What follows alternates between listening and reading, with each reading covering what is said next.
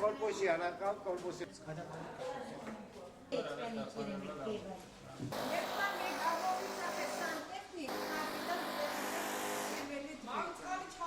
ერთი წელია და რაც მოვედით მე ყოველთვის აწვეთებს წყალი და ასე იყო ვერავინ ვერ ისა და